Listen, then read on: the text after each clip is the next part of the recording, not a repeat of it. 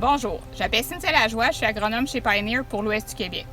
On est aujourd'hui le 1er août et je me trouve dans la parcelle où j'avais fait la vidéo le 26 juin dernier. À ce moment, j'avais calculé qu'avec une température moyenne de 25 degrés Celsius, un maïs de 3000 unités thermiques fleurirait autour du 11 août et un maïs de 2700 unités thermiques autour du 3 août. J'avais aussi indiqué que ces dates pourraient être devancées puisqu'un maïs semé tardivement va s'adapter à la saison et atteindre la floraison plus rapidement. Allons donc voir les maïs pour comprendre ce qui s'est réellement produit.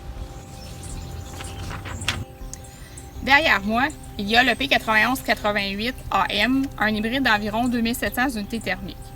Comme vous pouvez le constater, la floraison s'est produite il y a quelques jours. Les soies sont sorties et le pollen est présent sur les feuilles.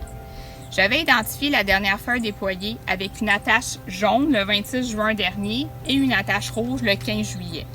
La croissance de ce maïs n'a pas du tout été affectée par la saison. Il a mis le nombre de degrés jour nécessaire pour déployer ses feuilles et atteindre la floraison.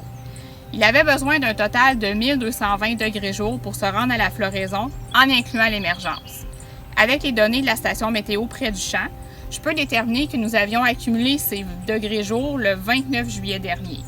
La floraison a donc été devancée simplement car les journées ont été beaucoup plus chaudes que ce que j'avais prévu dans mon calcul initial. Le même constat peut être fait pour le P0157 AM, un hybride de 3000 unités thermiques. Nous avons besoin de 1370 degrés jour pour se rendre à la floraison, en incluant l'émergence. Il nous manque donc environ 100 degrés jour pour atteindre la floraison. C'est exactement ce que nous voyons dans la parcelle. Il reste environ 2 feuilles à dérouler avant la croix. Selon la météo, nous avons besoin d'environ de 2 à 3 jours par feuille, ce qui représente environ nos 100 degrés jour manquants. La floraison de ce maïs n'a donc pas été devancée. Il a mis le nombre de degrés jour prévus pour atteindre les différents stades de croissance.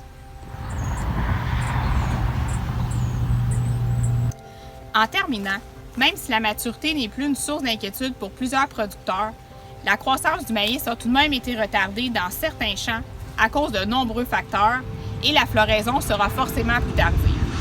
Afin de vous donner une indication, il faudra de 55 à 60 jours après la floraison pour atteindre le point noir et environ 45 jours pour atteindre la demi-ligne de lait. Nous pourrons revenir sur ces notions lorsque nous serons plus près de la récolte. À bientôt!